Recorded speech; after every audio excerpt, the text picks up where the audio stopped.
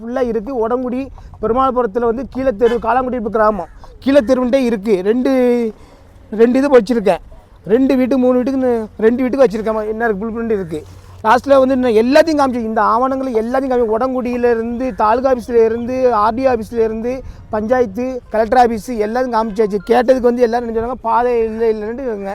நானும் எல்லாம் சுத்தமாக பாதையை மறைச்சாச்சு. ஒரு தெருவே கீழத்தெருவுங்கிறதே ஒன்று காங்கலை. அதுக்கப்புறம் வந்து நான் மனு கொடுத்துருக்கேன்.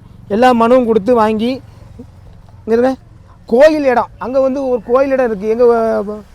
எங்கள் ஊரில் வந்து உச்சிமலையம்மன் பட்டரையம்மன் சொல்லி ஒரு கோயில் இடம் இருக்குது. அந்த கோயில் இடத்த கள்ளப்பத்திரம் நான் போட்டிருக்காங்க. கள்ளப்பத்திரம் போட்டு ஒரு 6 நபர் அவங்க தனிப்பட்ட இதில் வந்து பத்திரம் போட்டு வாங்கி இது விற்றுருக்காங்க. இதை கேட்டதுக்கு போச்சுன்னா நீ இதை கேட்டாச்சுன்னா நாங்கள் அப்படி தான் விற்போம் வாங்குவோம்.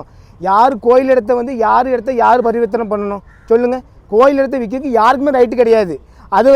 அதை விற்றுருக்காங்க. அதை விற்றுட்டு இவங்க மட்டும் விற்றுட்டு மாதிரி எனக்கு என்னுடைய சொந்த பாதையை வந்து அடைக்காங்க.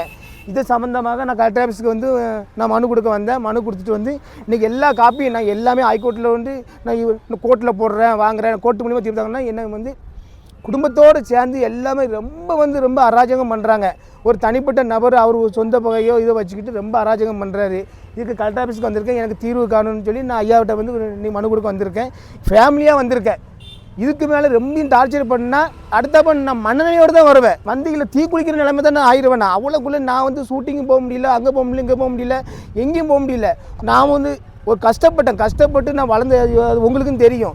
கஷ்டப்பட்டு வளர்ந்து வாரான் வச்சுட்டான்னு சொல்லி என்னுடைய இதை வந்து ரொம்ப குறைக்கிறதுக்கு வாங்குறதுக்கு ரொம்ப இது பண்ணுறாங்க. என் வீட்லேயும் ஒரே சண்டை போட்டு நான் ஊரில் நேரம் அடுத்த தண்ணி வாங்கி கொடுத்து ஞாயிற்றுக்கிழமை தோறும் சண்டை வருது. ஞாயிற்றுக்கிழமை தோறும் யாராட்டும் ஒரு ஆள் சண்டை போடுறாங்க. நேற்றுன்னு போலீஸில் பெட்டிஷன் கொடுத்துருக்கேன். குளச்சப்பட்ட போலீஸில் பெட்டிஷன் கொடுத்துருக்கேன். அதனால் என் வீட்டுக்காரியை வந்து அவள் வந்து மாற்றுத்திறனாளி அவளை வந்து ஊனம் அது இதுன்னு சொல்லி ஏகப்பட்ட இது பண்ணியிருக்காங்க. எல்லாத்தையும் மனு கொடுத்து வந்திருக்கேன். இப்போ ஐயா கலெக்டர் ஐயா பார்த்து மனு கொடுத்துருக்கேன். இதுக்கு தக்க நடவடிக்கை எடுக்கும்படி நான் கேட்டுக்கொள்கிறேன்.